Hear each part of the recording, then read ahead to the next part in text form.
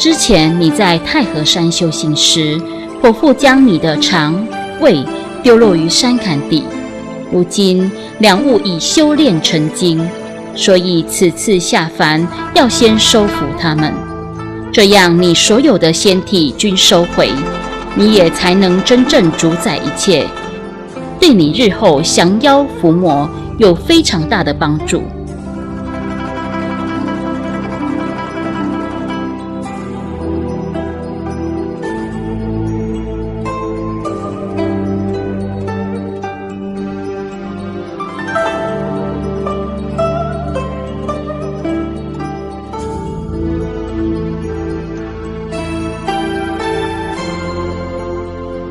只缘真君为了再次考验北极玄天上帝是不是已能抛除凡间一切的挂碍，所以再次化身成一个产妇，来考验北极玄天上帝的心性与修道的决心。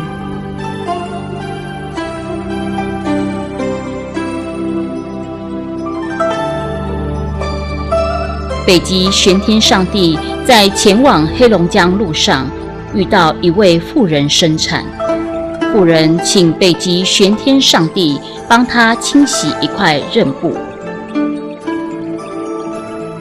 北极玄天上帝心想，我已经立志修道，绝不能再染血污之物，但妇人孤苦无助，又不忍拒绝，就以竹竿挑起刃布，放入河中来回漂洗。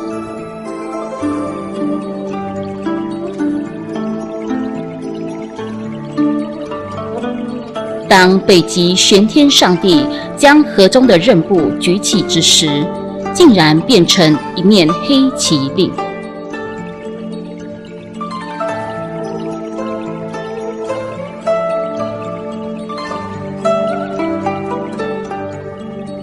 北极玄天上帝在黑龙江边与龟蛇大战，女仙主恰好经过，告知北极玄天上帝，昆仑山万剑峰顶插着一支宝剑，为九星辟邪斩魔剑，可以带他前往取宝剑。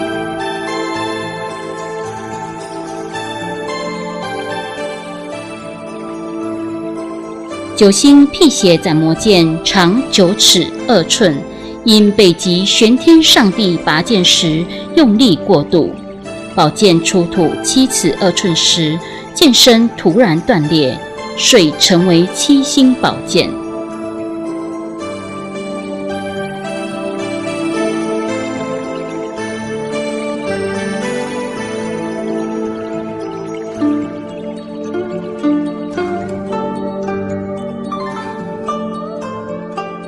北极玄天上帝左手拿黑令，右手拿7星宝剑，再次来黑龙江收服龟蛇。经过了一番大战后，龟被北极玄天上帝踩于左脚下，蛇被7星宝剑镇住，踩于右脚下。龟蛇降服，愿意跟随北极玄天上帝。北极玄天上帝册封龟、蛇为水火2将，随他镇守北方。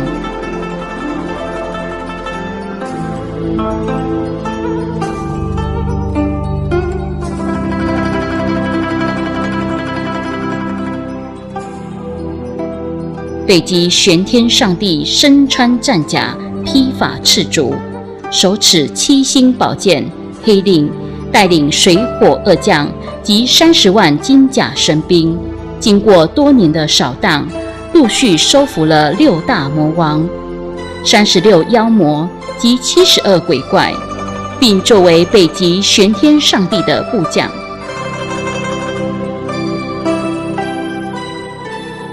北极玄天上帝经过多年的征战，划分3界，使其神有神道，妖有妖道，人有人道。下界众生不再怨天怨地，终于完成玉皇大帝的圣命，也完成了自己所立下的誓言。北极玄天上帝率领着众将军以及兵将回天庭，向玉皇大帝复命。玉皇大帝召见了北极玄天上帝，并再次册封北极玄天上帝为真武帝君。朝代的轮替，北极玄天上帝出生地庙宇在清朝时期被毁。北极玄天上帝一条圣灵寄附在一块庙梁之上，并流入汉江，漂洋过海，随波逐流，再一次展开了对北极玄天上帝的另外一次考验。在江中跟海上漂流了数百年，一直漂流来到台湾西部，在无期近海被捕鱼的渔民捞到。渔民看到木头特殊，并散发出着香味，就将其带回并放于榕树下。但是木头每到晚上就会发出阵阵毫光，一连3天让村民感觉很惊奇。有一晚，10几个村民都梦到相同的梦境，梦中看到一团的毫光中有一个高大英挺的身形，俊秀的面容，无一点胡须，身穿金色战甲，披发赤足，脚踏龟蛇，左手印诀，右手握7星宝剑。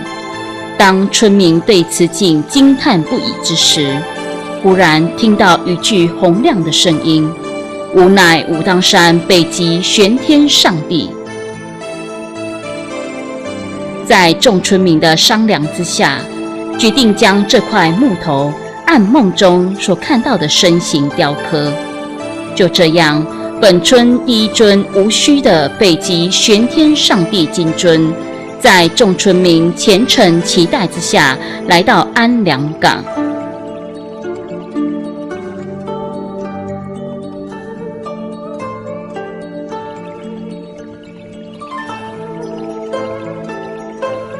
后来，台湾被日本统治，日本政府控制了人民心中的信仰，人民不得随意祭祀、供奉神明，并大肆超收神像，集中销毁。安良港的村民抱着神像东躲西藏，躲避日本兵的搜查，才让我们的金尊得以保存留下来，流传至今。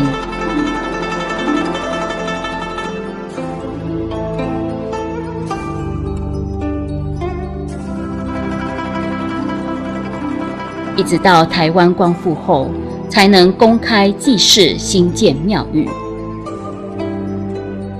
永元宫庙貌庄严，气象辉煌，北极玄天上帝神威显赫，香火鼎盛。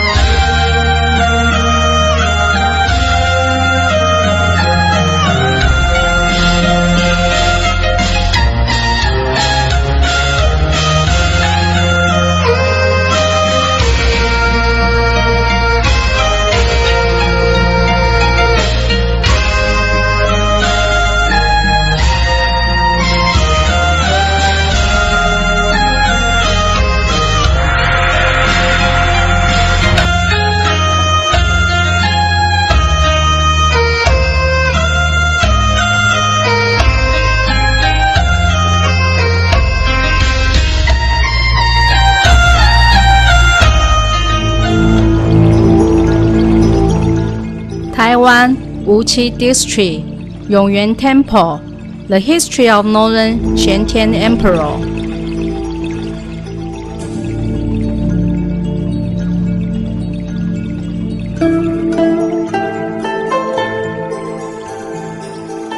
Around the end of the Shennong period, the Jet Emperor examined the worlds of mortals. He found that the world was filled with an age of darkness, and it had been overrun with demons. If something wasn't done, the demons would disturb both the worlds of the gods as well as the mortals.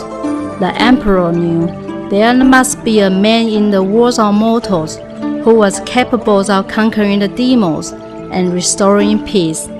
The Jet Emperor divided one of his spirits and made it reincarnate in the worlds of mortals with the intent of saving the world from the demons.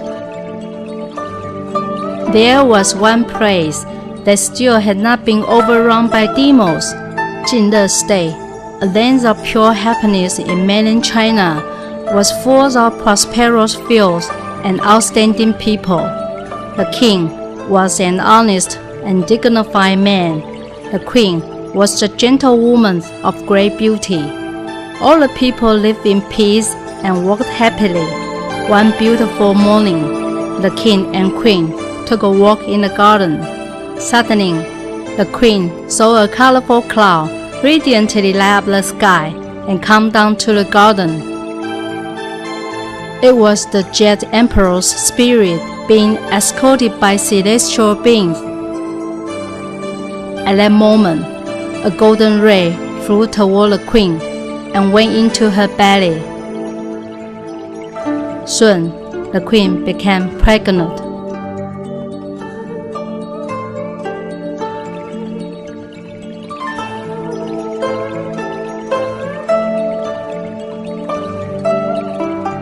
After 14 months of pregnancy, on the mornings of March 3rd of the following year, the sky was full of colorful clouds. Beautiful birds kept flying around and singing outside of the palace. The palace was covered with a heavenly fragrance. At moon, a ray of bright light came from the queen's left rib. The prince had been born. The prince was handsome and wise. The king and queen loved him very much. The prince was crowned Jinle Crown Prince.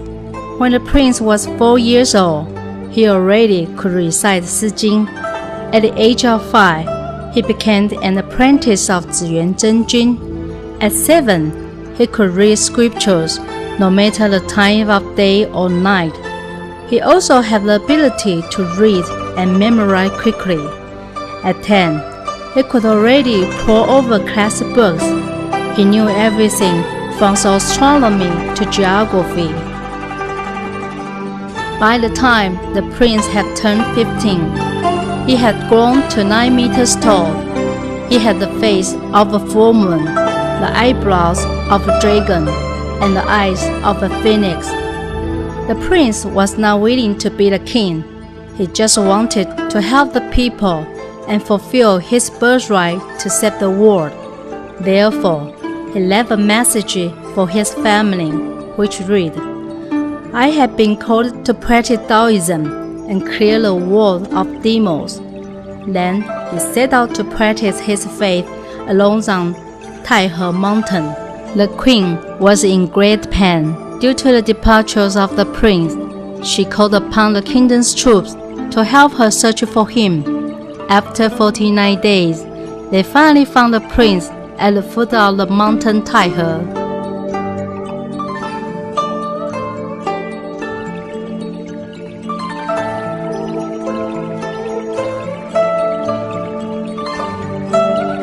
The queen grabbed the prince's clothes and would not let go. The prince told her, "I have vowed to kill all the demons and save the world." Then he turned around and went up the hill. But the queen kept grabbing his clothes. Although the prince was sad about leaving his mother, he thought of his vow, and he could only tear off the parts of the clothing that his mother had been holding on to. Once again, he turned around and went up the hill. The queen threw down the torn clothing and stepped forward to grab the prince. The two pieces of torn clothing were blown by the wind to the two banks of the Hanjiang River, and then they transformed into two mountains. These are what we now know as the Big Palm Mountain and the Small Palm Mountain.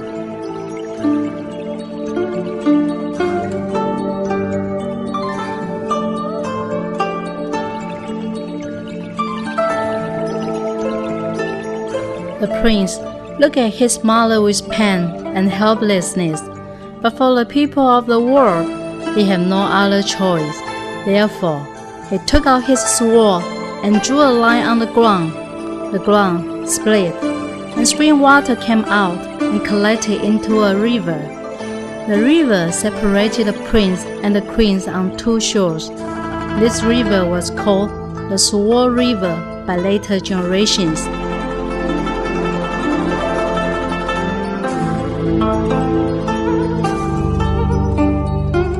Then, prince and queen mournfully walked up and down their separate hills, making frequent eye contact. They passed over 18 curves and made 18 painful calls and responses. People met the Sword River the center and called those 18 curves walked by the prince uphill, the up 18 calls, and those 18 curves walked downhill by the queen, the down 18 coils.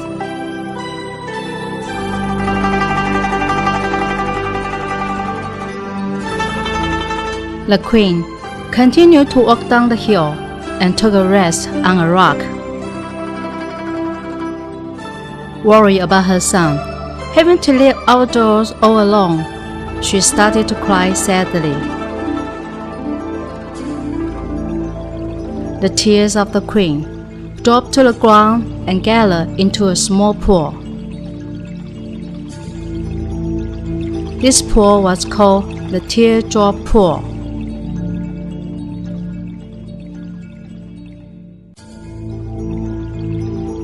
The forest of Taihang Mountain is very dense, so the prince was lost. A raven flew down and landed on the prince's shoulder. The prince told the raven, "If you are a spiritual being, lead the way for me." The raven cried several times, seemingly as a call for the prince to follow it. From then on, the raven was responsible for leading the prince during his time on Taihang Mountain. Along the way, the prince also met and tamed a black tiger. The black tiger was responsible for walking around the mountain to prevent other animals from disturbing the prince's practice. After a few years of hard practice, the prince felt that he was not making progress and he wanted to quit. He decided to go down the hill, where he saw an old woman sharpening a needle at the side of a well. The prince said to the old woman, "The iron rod is so thick, how can you sharpen it into a needle?" The old woman replied, "As long as you have perseverance, the iron rod can be sharpened into a needle. Once finished, you will be skilled at this task."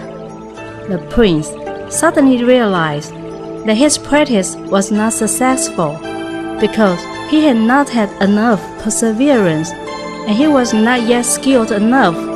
He turned back and went up the hill to continue practicing. This well became known as Needle Sharpening Well. On the way back up the hill, the prince saw a water elm tree and a palm tree. He snapped a branch off of the palm tree and told the branch, "If one day I complete my spiritual journey and I can go to heaven, then you will root, bud, blossom, and fruit on this water elm tree." After saying that, the prince stuck the plum branch on the water elm tree. When the prince completed his spiritual journey and went to heaven, the plum branch rooted on the water elm tree and had flowers and fruit as expected. This tree became known as the water elm palm tree. While the prince was sitting in meditation, his stomach growled because he had not eaten anything for a long time. The noise made the prince lose his concentration, so he cut out his small intestine and stomach with his sword and threw them to the bottoms of the valley. His intestine turned into a snake, and his stomach became a turtle. The prince had practiced for decades, and the king was getting older. Therefore, the king sent 500 troops to bring the prince back to the kingdom to inherit his crown. But the prince's practice was not yet done, so he could not quit. The prince recited a spell which made the river rush, causing the troops to be unable to cross the river. The troops tried hard to overcome this obstacle, and on the ninth try, they finally crossed the river and successfully found the prince. That is how Nine Cross Gully got its name.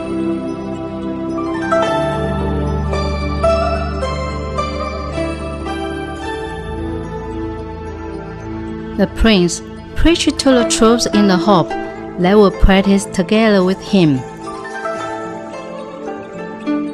After some challenges, the troops felt the prince's great power.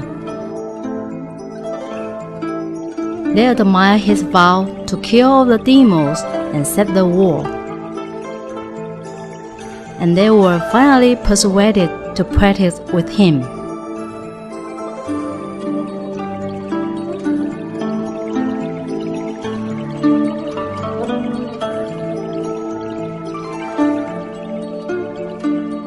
On the 9th days of the 9th lunar month, the prince turned 42 years old.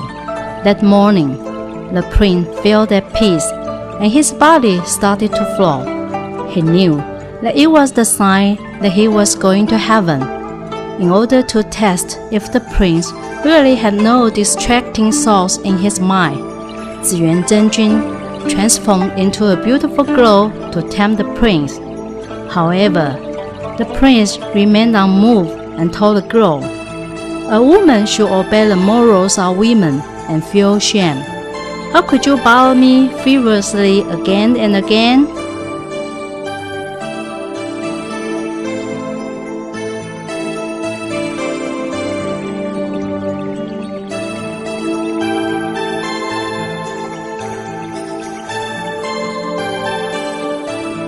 Listen to what the prince had said.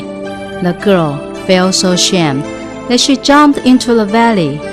The prince wanted to hold her, but it was too late. The prince shook his head and said, "That's enough. I will give my life in exchange for hers, so that I will have not wasted my decades of Taoist practice." After saying that, the prince also jumped into the valley without hesitation.